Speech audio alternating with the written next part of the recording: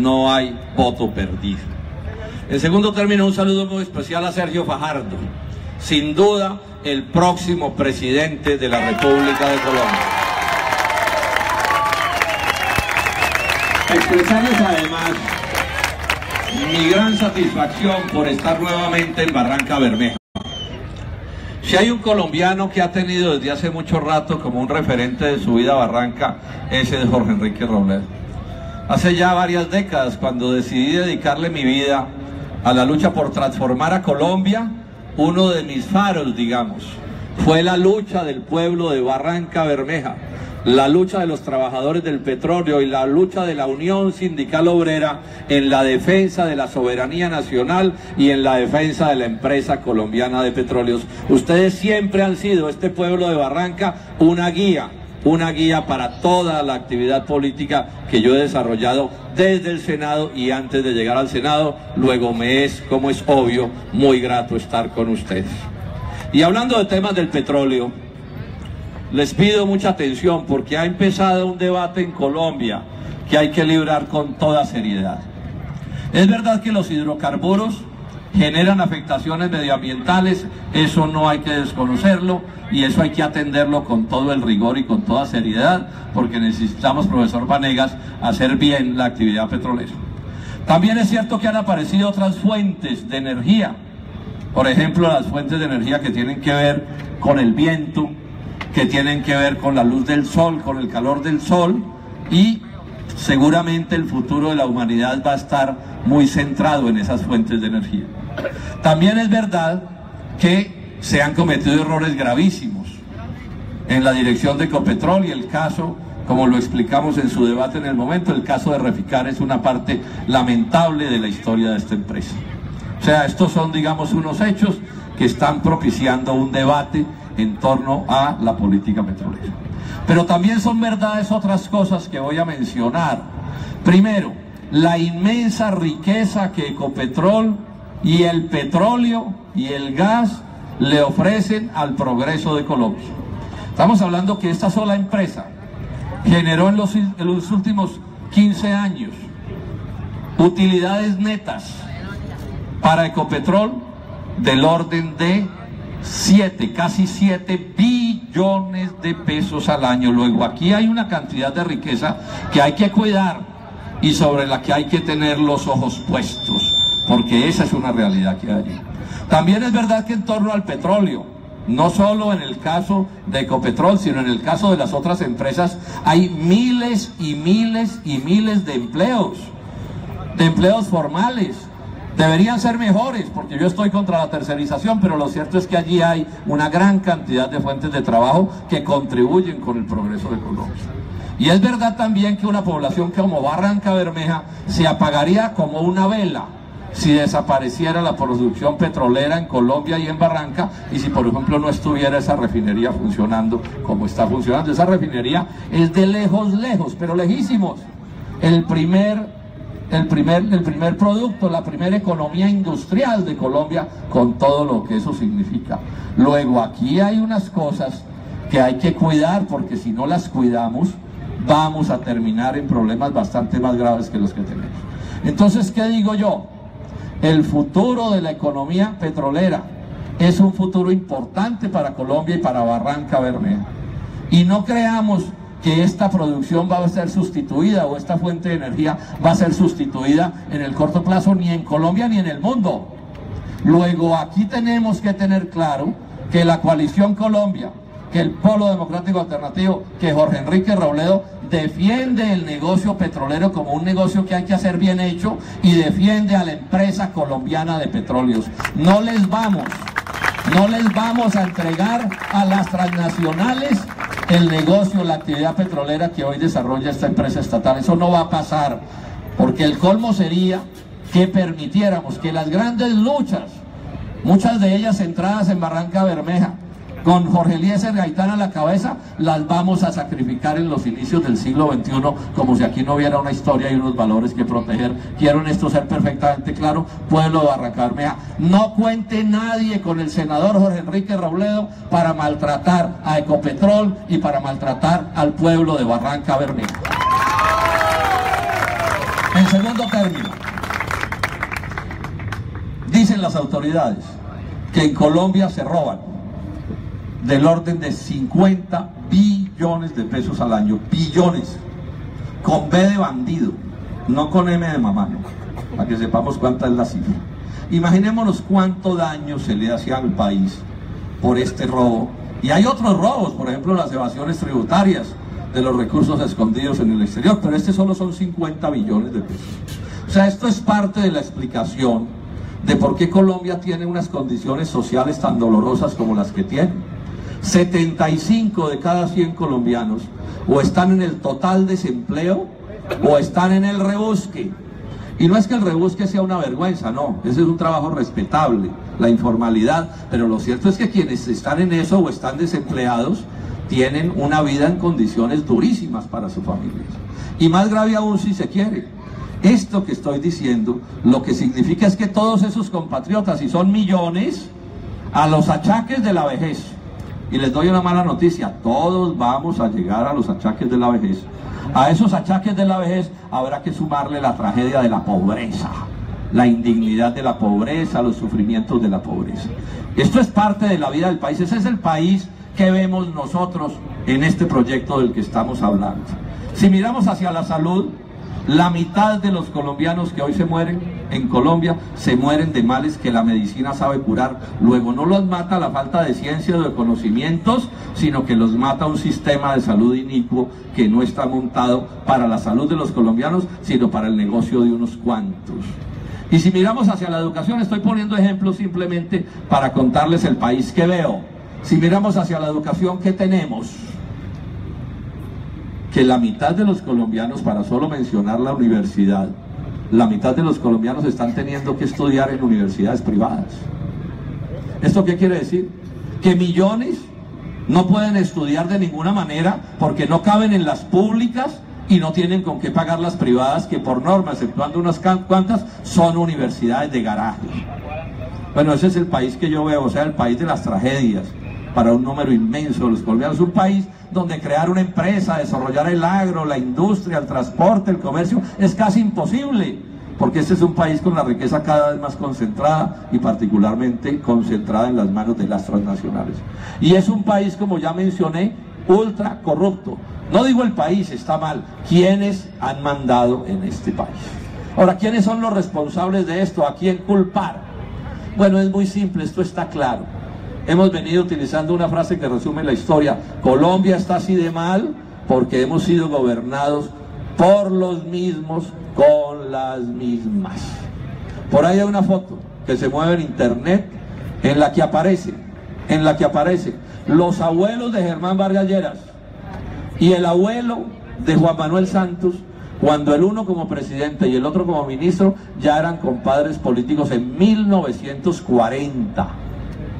En esas calendas también fue que Jorge Eliezer Gaitán los puso como un hierro al rojo, se los puso diciéndoles: ustedes son los mismos con las mismas. Ya eran los mismos con las mismas hace 80 años, imagínense cómo será la rosca ahora.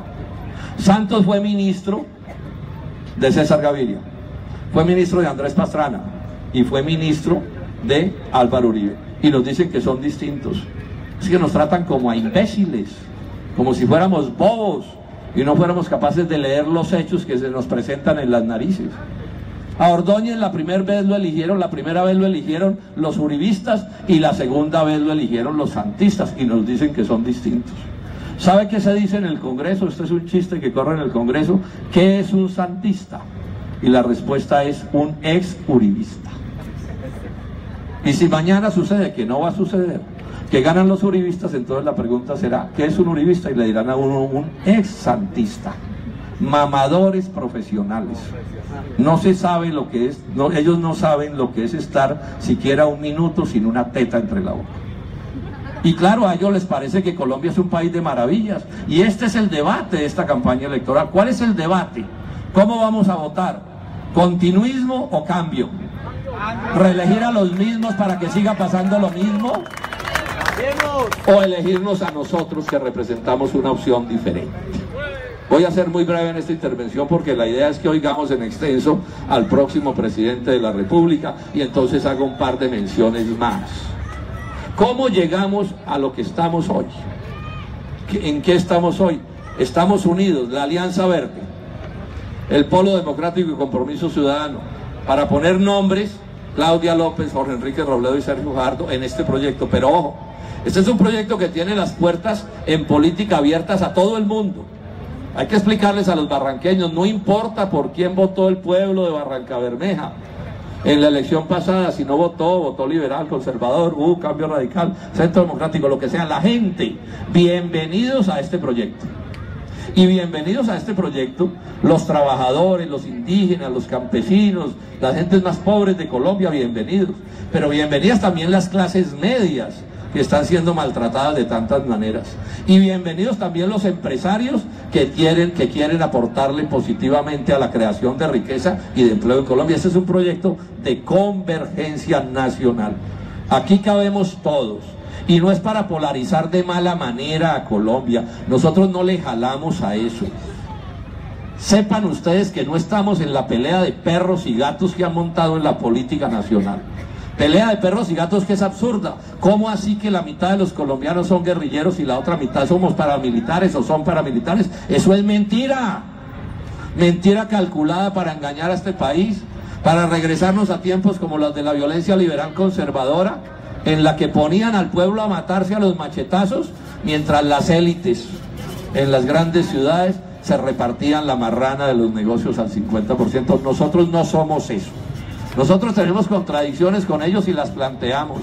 Vamos a derrotar en las urnas a los mismos con las mismas, pero no nos vamos a meter en una pelea de perros y gatos, ni vamos a maltratar a nadie, y llamamos al pueblo colombiano a que no se agreda a nadie en las calles de la República ni en las plazas de la República, y que se le permita a cualquier candidato de cualquier origen poder caminar con tranquilidad por las calles y en los parques sin que sea agredido por nadie. Tenemos que salirnos de ese absurdo que tanto daño le ha venido haciendo a Colombia. ¿Y por qué llegamos a la decisión de Sergio Fajardo a la presidencia de la República? 2 o 3 argumentos que son fáciles de comprender. Primero, llegamos al acuerdo de un programa